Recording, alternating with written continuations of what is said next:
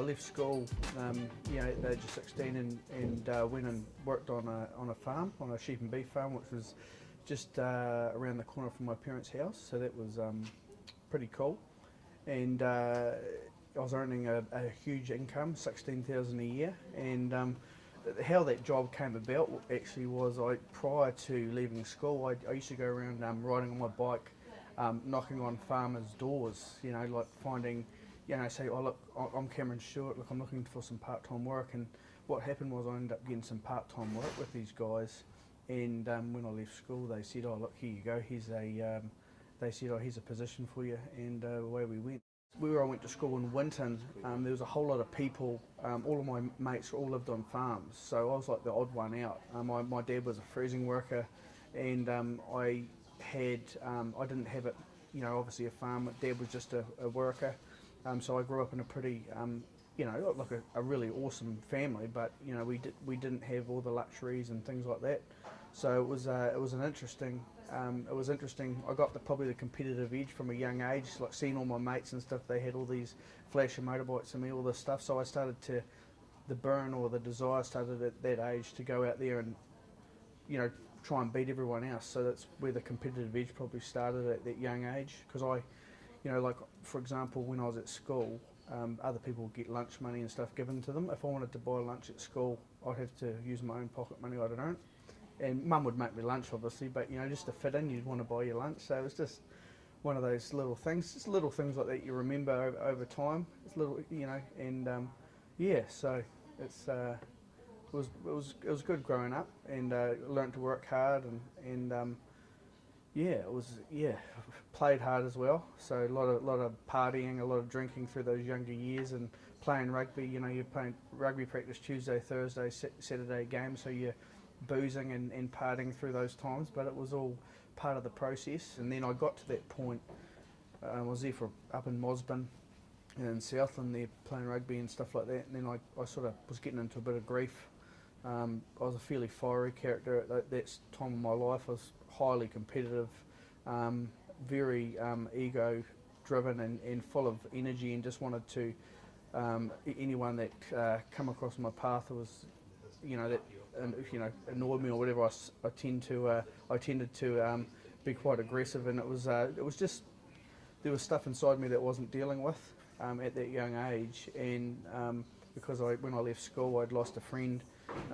He got electrocuted at school, so that sort of sent me into a bad state of mind at that point in my life. So that's why I sort of left school at that point.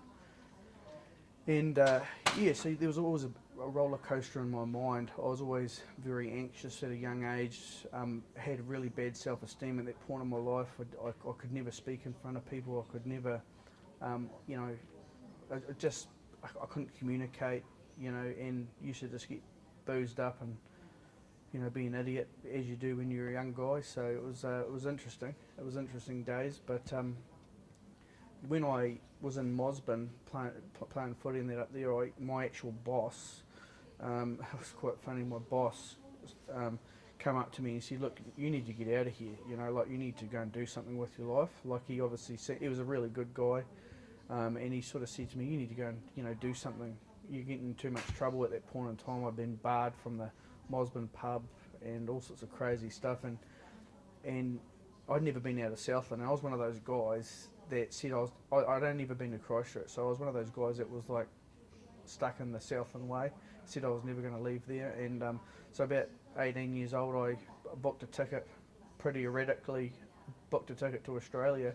Had a discussion with a family friend who knew a guy in Kalgoorlie that had a drilling company, and ended up in Kalgoorlie at a ripe age of 18 or 19 years old. Straight out of Invercargill, straight into a big man's world in the mining industry out there. It was pretty rough back in those days.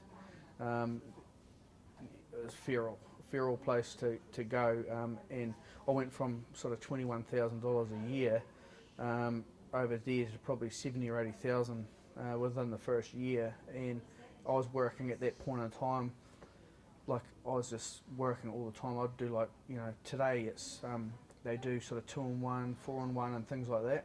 But at that point I was doing 4 or 5, 6 months at a time, working out in the bush, living in a swag, exploration drilling out in the desert, and it was pretty crazy. I remember I got to Perth. I actually I had a few $100 or $1,000 or whatever it was at the time, and I actually went out in Perth. You imagine, a boy from Southland has never been anywhere, and I'm in this massive city, and I actually spent all my money in Perth in probably about 3 days on the booze, partying, because I left school. I never listened at school, any of that stuff. So when I got there, I thought Australia was really warm. I thought it was a warm country all the time. Got over there in winter, and being a boy from Southland, all I had was rugby shorts and tops, and I got over there, and it was like at night it would go icy in the desert, so it's really hot during the day and icy at night, and so I had no money, so I actually had to go out to work. I had to borrow some boots. I didn't even have work boots or nothing. I had to get some old boots off a guy, Blake, who I was working with. He gave me some old boots, and I had $20 or something, and I went to the like the second-hand shop and bought some jerseys. I bought this old jersey. It was like a woman's jersey, but it had like all these holes and stuff all through it. And that was the only jersey I had. So I had to, for about 5 weeks, I had to wear these. I was sleeping in a swag, which is a roll-out bed. I had no blankets or nothing, so I was just sleeping in this canvas thing. So that's how I did my first stint. So when I came out of that, I came back out, and then when I had money, because I think I probably made $5,000 or $6,000 for the 5 weeks or whatever it was. Came out, and that was a lot of money then, because you coming from 21, I thought I was rich, About 4 years into that journey, I had a major accident, and I crushed 2 vertebrae in my spine, down our 5S1 down that area, and I ended up. It was a real struggle for me because I've been so active, been physical. All I'd ever done in my life was do physical labour. So all of a sudden, I got my legs wiped from underneath me. After all that stuff in Australia with my injury and the compo and all that stuff, I come back to New Zealand with my tail between my legs, and I thought, what the hell am I going to do now? And I actually took a bit of time out and did a bit of white baiting and some possum trapping and things like that, and I just had to clear my head a little bit. And during that time, I actually applied for many different jobs with Fonterra, Ravensdown, like driving forklifts, all this, because this is where my thinking was at, you see. So I ended up getting a job. Oh, this is actually quite funny. I ended up getting a job actually working on the biggest sheep milking farm in the southern hemisphere of all things. And I actually go out at 3 in the morning and get the sheep and to milk them. And I actually did that. I don't know, I was making $17 an hour or something. And I actually did that for a while, and I thought, oh, what the hell am I going to do? This is no good getting up at this time of the day. So I thought, well, I'll try and get another job. So I got a job as a digger driver, because I had all my licenses, doing drainage. And but what I soon realised was that I couldn't do that work anymore. So what I was trying to do, I reverted back to my old ways, but my body couldn't handle it. So I started getting to this really bad headspace, because I started thinking, well, I can't, like when you're living in pain, like I'm in agony every day, having to lie on your stomach, trying to settle yourself down to go out the next day and do it again. And that's where I was at, and I just couldn't handle that physical work anymore. And it was like a mental ping pong in my head. I knew I had to change and didn't know what I was going to do. I started thinking, well, what can I study? Can I do it? Maybe I can do an environmental course because I like the outdoors. What can I do? What can I do? And behind all of that, like I'd come up with an idea, but then my self-confidence would pull me back. So I had, I just couldn't get myself through in my mind to take that next step to do something. Is that anything I'd gone and done, I would have had success in but at that point in time, I just didn't know what to do. And it was quite funny.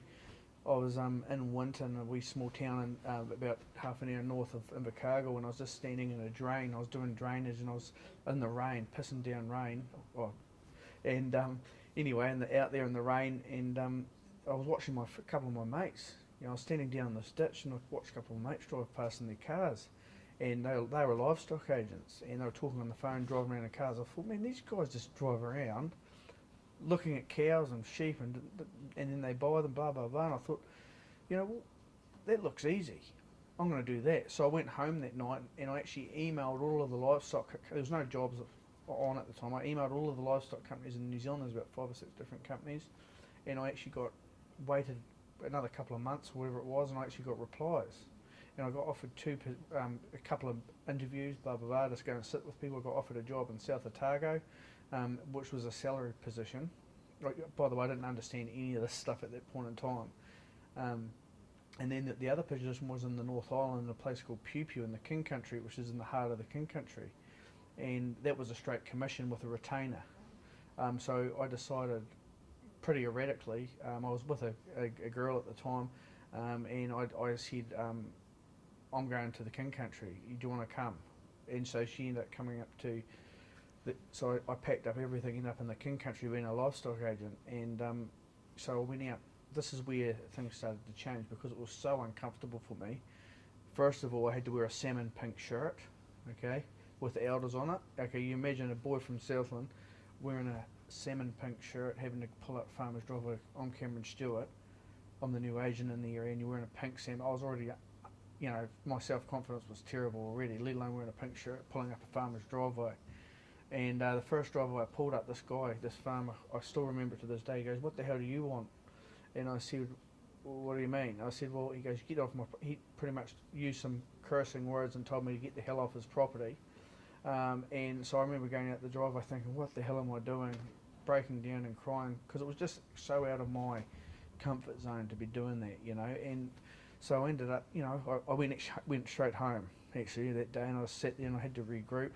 Okay, I'm going to do it. So I got up, because the only advice I got was go and knock on every door, canvass the hell out of it, So that's what I knocked on every driveway in the entire King Country, and there'll be people that will vouch for that, for what I've done. I pulled up driveway after driveway. I'm Cameron Stewart, I'm the new agent in the area. I'm looking to drum some business up. I did that consistently for 18 months. By the end of it, I'd probably built up about an $80,000 plus turnover business. But I came one day, I had a really bad day with a client, and I just frustrated. I wasn't getting the traction I wanted at that point.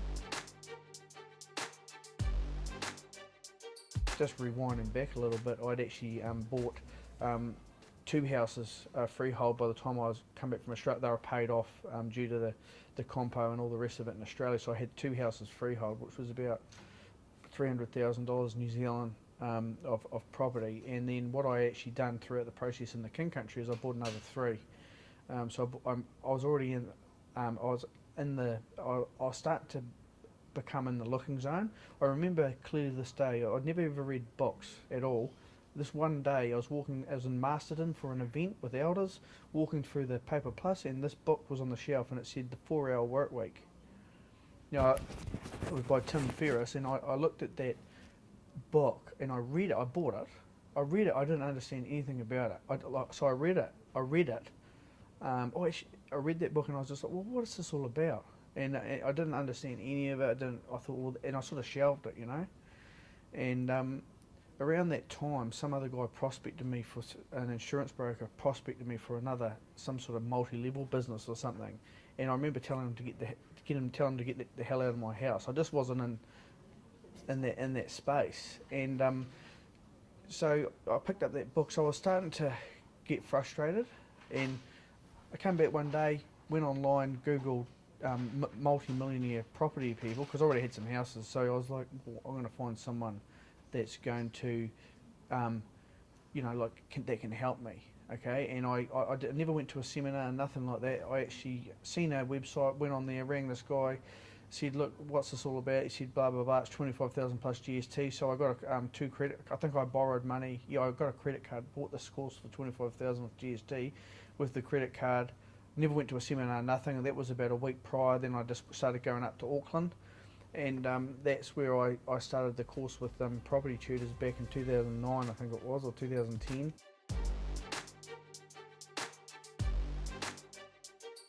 What I was doing at the time, I still had my livestock business down in the King Country, so I was going down, building my livestock business, and then I was driving up to Auckland. So what ended up happening, it started like I was doing like 20-something hour days. Like I was living over in the Taupo region in Kinloch at that point in time. So I was driving from Kinloch. I was doing my work in the morning with Kinloch. Then I was driving up to Auckland from Taupo, and doing the property stuff every Thursday, I think it was, and so putting offers on houses. So I'd literally come back from up in Auckland, and I'd literally the whole floor was just covered in sale and purchase agreements. I was putting. This is when I started to go hard out. Like they were like put offers on these houses. I was like literally, I'd have like heaps, like 50 odd agreements all over the lounge floor. Like I was just ringing up agents. Yeah, I'll put an offer on this house. Bang, put an offer on this house. And these are all unco offers. If you understand the logistics behind what I was doing, just throwing out 50 odd unconditional agreements is crazy when you think about it.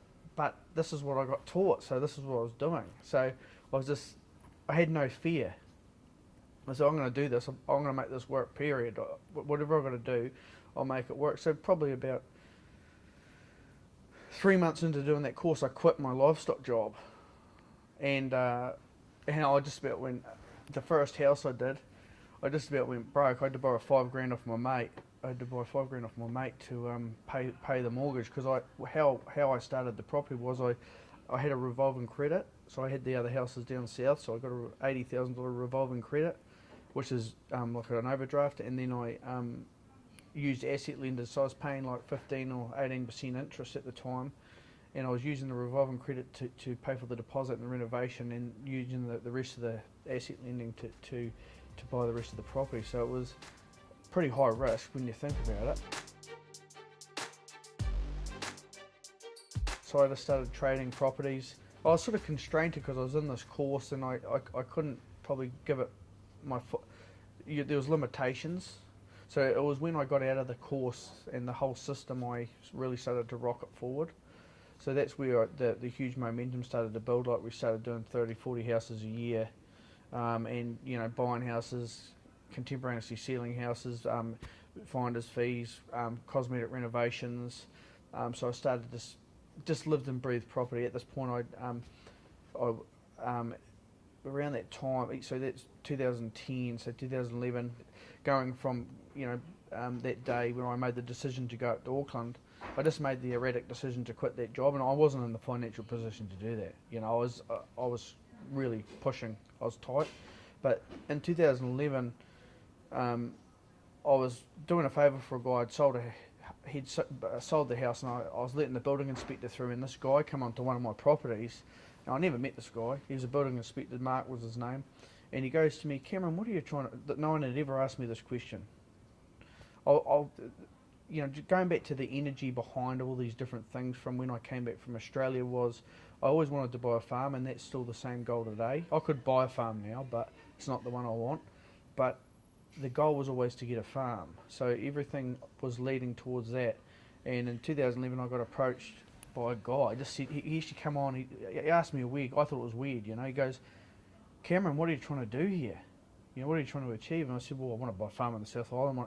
I followed him up the ladder onto the roof. It was, I just liked the guy straight away. The fact that he asked me that question, and I said, yeah, I want to buy a farm in the South Island. I want to have a hunting lodge. I want to have a boat. I want to blah blah blah. Told him my whole life story, and he goes, he just built rapport with me while he was there doing the inspection. I was up in the roof cavity talking to him. What? He goes, oh, I might have something for you. And I was, what is it? What is it? Like it intrigued me. And I said, anyway, at the end of it, he goes, look, Cam, can I ask you a question? I said, yeah, what's that? He goes, look, do you look at other ways of making money outside of what you're doing here? And I go, yeah. And at that point in time, he showed me a network marketing. About a week later, he rang me up. Yeah, Mark, how are you? I was excited. And, it's just I was making good money in my property business at that time. But when he showed me this idea, I was actually quite negative. But I'd read a book called Rich Dad, Poor Dad prior to all of this, and it was about this guy, and the rich father was a guy who ran businesses, invested, and all this sort of stuff, and the poor dad was the guy who worked a job, and that was pretty much summing up that book. But anyway, so when I sat down with Mark, he said, I got this idea, would you have a look at it? I said yeah, and I was negative. I said, I don't want to do that. And he goes, look, have you read Rich Dad Poor Dad? I said, yeah. He goes, read this book, Business of the 21st Century. And it was about network marketing. So I read that book, and I rang him up the next day. I stayed up all night reading this book. Rang up the next day. I said, okay, what do I need to do next? And that started another journey of personal. This is where the personal development side. This is where my confidence started to. Because before that, I was very, very aggressive. So everything I was doing, I didn't care. Whoever was in my way, I was going to knock them down. Like that was just my mentality. I was just so focused. Coming from a family where everyone in my life had told me I was going to fail. No one had ever told me I was going to do it. No one had actually ever asked me what it is I wanted. So my initial days, starting all of that stuff, was all about proving other people wrong, which is the wrong way. That can take you so far, but eventually you burn yourself out because you're doing it for the wrong reason. And I look back at it, and within 2 years, I'd probably made more money than my father earned his entire lifetime. Just because, earning 40 grand a year at the freezing works, that was the sort of income that he was earning back in those days.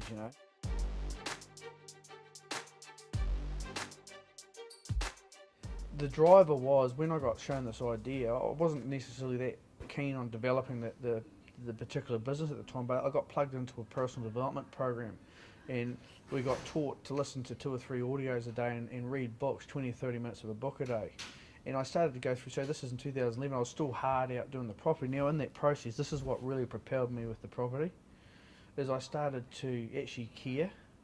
Well, I started to value myself more. What happened was I was always listening to audios, always reading, always getting sort of mentorship and stuff like that. And it was, at this point in time, my thinking started to change. I started to like who I was seeing in the mirror more. My whole entire life I was so clinical about who I was as a person. So I hated the person that was looking back at me. I thought, that guy's a loser. This was my attitude. So that's why I've always been so driven. I was always so driven because I have such a high expectation of myself. Now that can lead into bad directions as well. Because if you do anything when you're a personality type like mine, you give everything 100%. That meaning the bad things 100% as well. So you get hooked up into heavy drinking, the whole other scene, the drugs, all the negative stuff that's out there. And I started to get hooked up in that because I was earning all this money. I had a business colleague that through this time that pretty much screwed me over, and who was a good friend. We bought brand new motorbikes, rode around New Zealand together, all this stuff, and I went away to Europe for a trip and come back, and he'd been ripping me off and all this other stuff. So I didn't value the environment anymore, so I started to see holes in what I was doing. So I seen all these people making a lot of money, but I seen other areas of their life that were missing. So people were earning good income through that game, but they had other areas of their life that were failing, relationships, high stress, heavy drinking, drugs, all this stuff. So I started to look back to the network. I started to look at the people in that environment. I started to see people of integrity, people that have solid relationships, people that cared about other people, people that actually had a genuine interest in you and just didn't want a dollar bill. I'd hit this point where things had maybe got a little bit tight from a money perspective through some developments and things I'd done. I'd stretched myself a little bit far, and so I had to think, what the hell am I going to do now? So I started to plug back in heavily into the network side, and ever since I started to plug into that heavily, my life's dramatically changed from a personal point of view.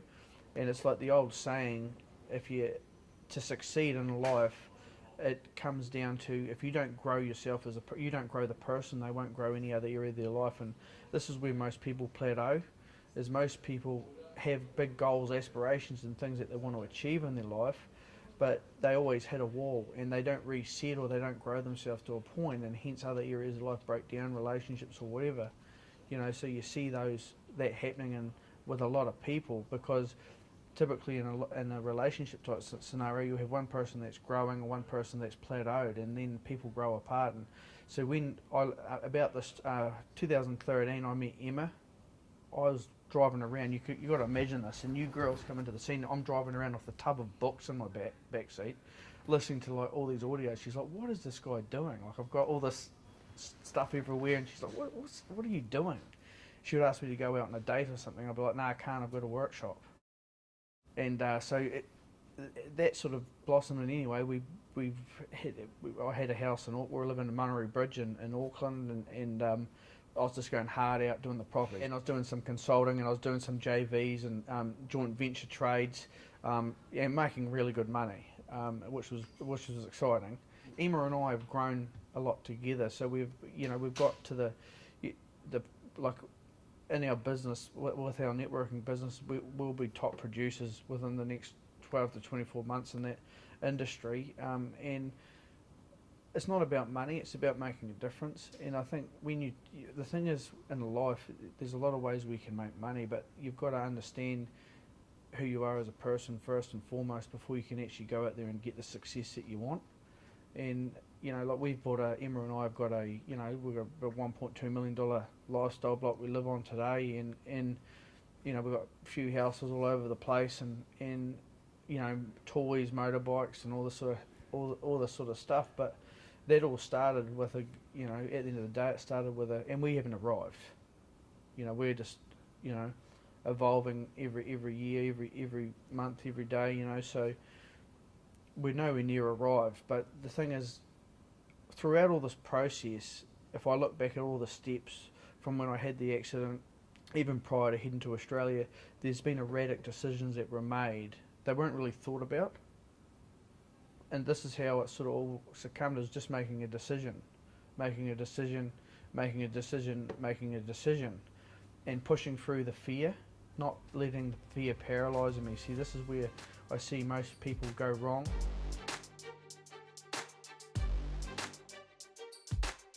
Most young people go wrong today and this is no offence to people's parents, because a lot of people have very good parents, but so many young people today are listening to what their parents say when their parents don't have the results.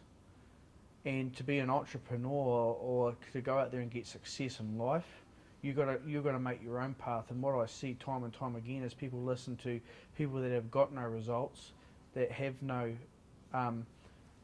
fruit on the tree, and they listen to those to broke mentality, and instead of focusing on their dream, focusing on their goal, and really getting clarity around what it is that they want. And that doesn't just happen overnight. But what I do all the time this is something that I've done, is over the years I've got massive big pads like this, and so when I get an idea in my head, I write it down, and then I mind map everything, so I write ideas off that stuff. And if you don't get your goals and your aspirations and things down on paper, it just never happens.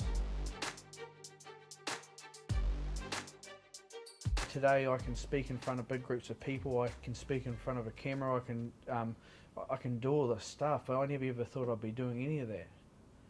And the thing is, to go and create success in your life, you've got to have an emotional attachment to what it is that you're doing. And see, for me, my thinking's changed. It's gone away from a dollar bill. The money comes, and it's about the people. It's about making an impact, or it's about making a difference to other people's lives. So, it's not about money anymore. The money is not my driver. Making a difference is my driver. And, for me, this is how I think, and it's quite deep, but we all have a one shot at this life. We've got one sprint, and most people will get to their time in their life when they're in an old people's home or whatever, and I don't want to be one of those guys like my parents or my father that sat there and said, I wish I had, because I've watched someone go through that to get to 76, 77 years old and not achieved what he wanted to achieve. And so if you talk about the dream, why it was all started, my dad came out from Scotland when he was 18 years old. He came out to farm on his own accord, and he never did it. And I don't do that. I don't want to farm for that reason, but that's also been a burn, is to finish what someone came out to do.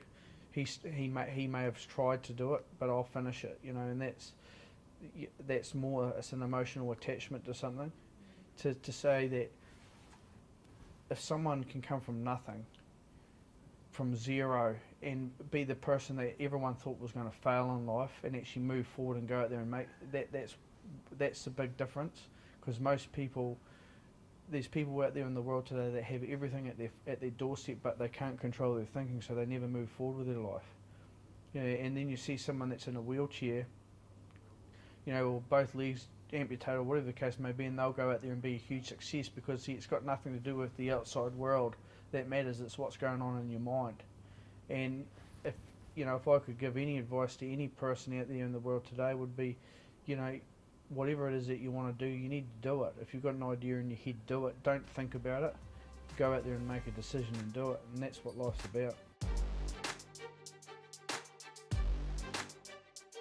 The thing is, if you've driven and you're focused, you'll run out of steam eventually if it's just about a dollar bill. But if it's about making a difference, you will actually be able to make it's got to go from your head to your heart to actually get true success in life. And I think that's where most people go wrong. Most people are just worried about materialistic rewards and all this other rubbish that doesn't even matter. What matters is actually leaving an impact, and that's why I started doing the videos online and all that stuff, was to leave an impact in other people's lives.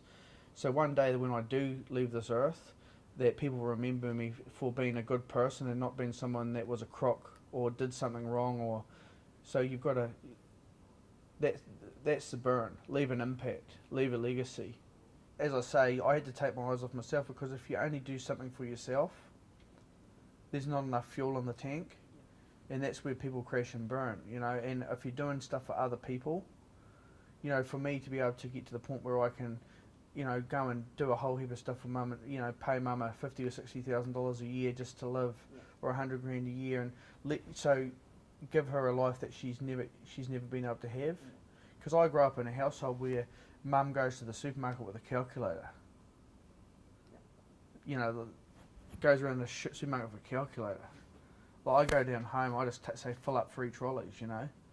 So I go down, let's go to the supermarket, just fill up 2 or 3 trolleys, just pack it out. And it's things like that. That's not a big thing, but if you understand to go and do that for someone, and when they've never had that, it's like I put $1,000 into my mum's account. She's just ecstatic. She's just like she's won lotto. And see, people lose the value of what actually. See, when you start earning a lot of money, you lose the value. You don't understand what it's. You can help a lot of people when you make a lot of money, but it can't just be all about the money. It's got to be about leaving an impact. I think that's the big thing.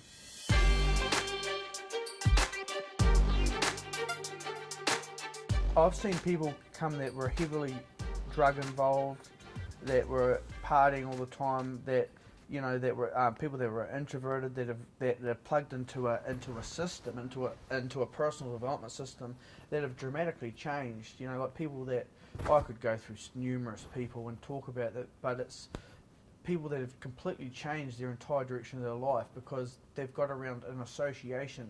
The key in life is to get around the right people, to get a mentor of some sort, to work on yourself daily. Like every day I get up at 5:30 a.m. I do success priming, so I get up, what I do is I go away, no social media, nothing. I go away and I clear my head. I go away for a walk. I get absolute clarity around what it is I'm wanting to do for the day. I go home, I write down what I want to achieve for the day. Then what I do is I go and read eat my breakfast, read 20 to 30 minutes of a book, and then I start my day after that. Then at the end of the day I do a debrief. I go over everything I've done. I've got a whole heap of questions I answer, and I do that every day because it's an accountability thing. To progress in life, you have to be accountable to someone, and you've got to have that system in place, otherwise you just stagnate. Chasing goals and aspirations together, that's what creates a solid relationship. Like when we first seen each other, we used to argue all the time. Now we don't hardly argue, and we're just so focused together towards what we're doing, and it's exciting.